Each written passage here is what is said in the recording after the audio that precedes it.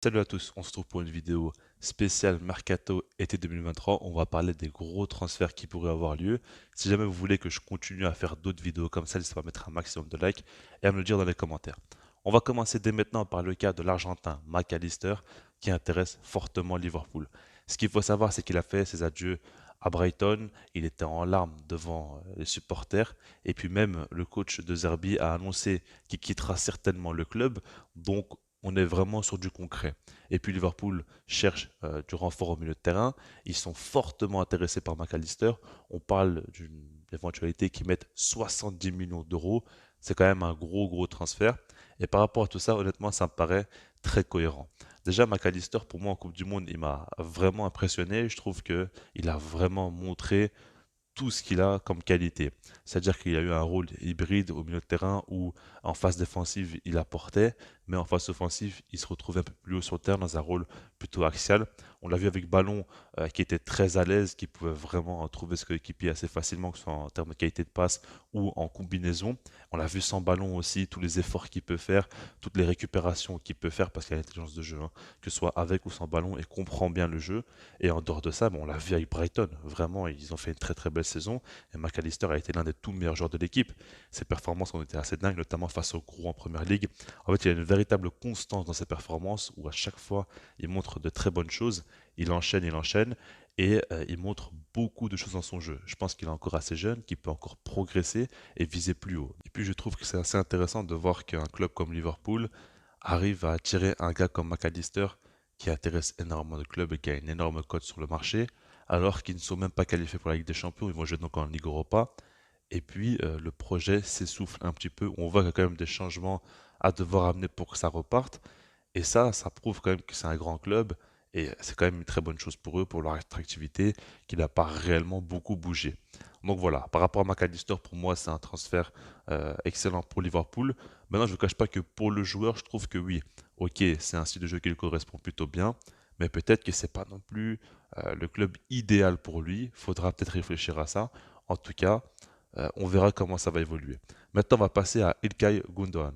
Lui, donc, on sait très bien que ça parle beaucoup de son arrivée au FC Barcelone. Alors, ce qu'il faut savoir, c'est qu'au départ, on parlait du fait qu'au Barça, on proposait donc 3 ans de contrat et ça plaisait plutôt bien à Gundogan parce que du côté de City, on proposait 1 an de contrat.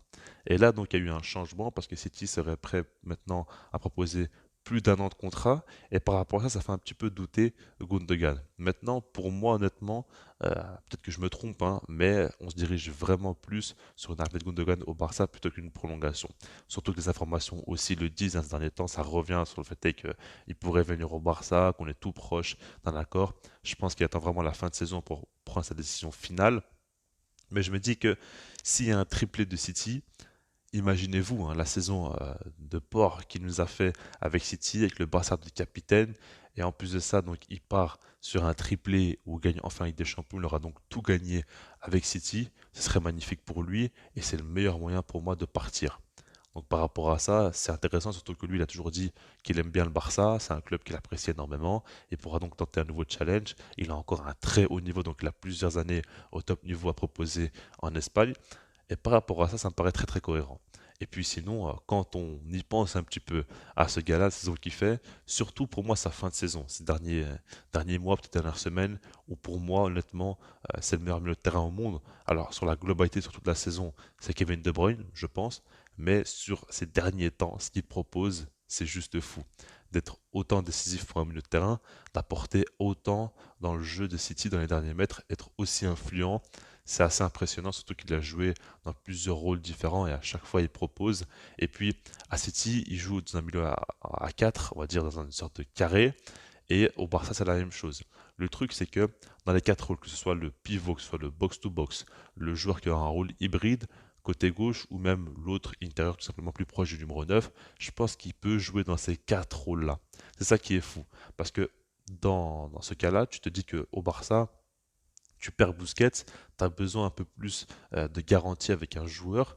Gundogan va t'apporter ça directement. Il pourra t'apporter sans aucun problème. Il a un gros leadership, il a une grosse expérience aussi, une énorme qualité individuelle. Donc évidemment, il n'y a pas de question à se poser du point de vue Barça, du point de vue joueur. Pour moi aussi, ça me paraît très intéressant. Tenter un autre challenge, aller voir ailleurs, surtout qu'à City, je pense qu'ils vont commencer vraiment à préparer l'avenir petit à petit, à ramener des jeunes joueurs à fort potentiel, etc. Donc, pour lui, pour qu'il s'amuse, surtout qu'au Barça, on sait très bien qu'il aura énormément de temps de jeu, ça me paraît vraiment très bien pour les deux parties. Maintenant, pour terminer, on va parler de Roberto Firmino, qui intéresse fortement le Real Madrid. Alors, déjà, par rapport à son cas, il a lui aussi fait ses adieux à Liverpool. On l'a vu qu'il était en pleurs, c'est officiel, il va quitter le club et il est libre, donc il pourra aller où il le souhaite. Le Real Madrid le veut parce qu'il pourrait être une doublure parfaite de Karim Benzema. Ce qu'il faut prendre en compte, c'est que Benzema commence à enchaîner de plus en plus de blessures et par rapport à ça, il faut une doublure parce que oui, Mariano Diaz ou quoi que ce soit, on va pas non plus exagérer, c'est beaucoup trop faible. Maintenant, Firmino, ce qui est bien, c'est que son profil se rapproche fortement du français parce que c'est un neuf qui participe beaucoup au jeu, qui redescend pas mal, mais faut pas non plus trop en faire par rapport à ça. C'est vrai que c'est un profil à peu près similaire, mais quand même, il n'a pas la finition de Benzema, il n'a pas, on va dire, cette influence sur les tout derniers mètres, il n'a pas cette présence dans la surface non plus. Donc il y a quand même pas mal de choses qui se ressemblent pas tant que ça non plus. Mais quand même, on sait qu'en tant que doublure, ça pourrait vraiment être excellent, surtout que c'est un Brésilien qui connaît très très bien Rodrigo et Vinicius. Pour la connexion, ça peut se faire tranquillement. Après, on sait qu'ils sont pas non plus habitués à jouer ensemble, mais c'est des gars quand même qui se connaissent et ça peut favoriser l'entente. Et je pense que pour une option à court terme, c'est vraiment intéressant. Maintenant, il faut réfléchir un peu plus loin que ça et essayer de voir est-ce que le Real Madrid a vraiment besoin d'un gars qui va t'apporter un plus sur le court terme parce que donc le club a préparé l'avenir. Alors oui, on parle du fait que Mbappé pourrait arriver en 2024, en tout cas à la fin de son contrat, etc. C'est vrai, mais peut-être que Firmino, sur du court terme, ça pourrait t'apporter, mais est-ce que vraiment tu as besoin de ça? Est-ce que tu pourrais même pas te permettre d'apporter un gars qui va apporter de la véritable concurrence à Benzema? Et là, c'est quand même une question que je me pose. Donc, par rapport à tout ça, pour moi, oui, si tu es sûr de ton coup, de vouloir simplement un gars qui va t'apporter sur du court terme, Firmino va le faire. Maintenant, si tu réfléchis plus au projet du club, tu dois un peu plus voir loin. Et puis, par rapport à Firmino, lui, ce qui est intéressant de voir, c'est est-ce qu'il voudra encore avoir donc un rôle de doublure ou non. Ça dépend vraiment de lui. Je pense qu'à Liverpool, lui, il a accepté. Maintenant, les conditions étaient faites pour qu'il accepte. Honnêtement, ça me paraît assez logique, hein. Il commence à prendre de l'âge, et puis il y a des jeunes joueurs qui sont arrivés, etc. Mais c'est vrai que là, il va tenter un nouveau challenge, et je pense que ça dépend vraiment de lui, de ce qu'il veut. Est-ce qu'il veut rejoindre un gros club et donc être une doublure, ou bien un club un peu moindre, mais là avoir un rôle très important où il pourra beaucoup jouer.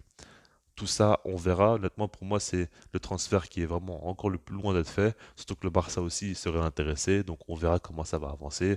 Et en tout cas, je pense que pour le Real Madrid, c'est une bonne chose. Maintenant, pour le joueur, ça dépend simplement de lui, ce qu'il a envie, tout simplement. Je reste là-dessus. Puis, moi, je vous dis peace.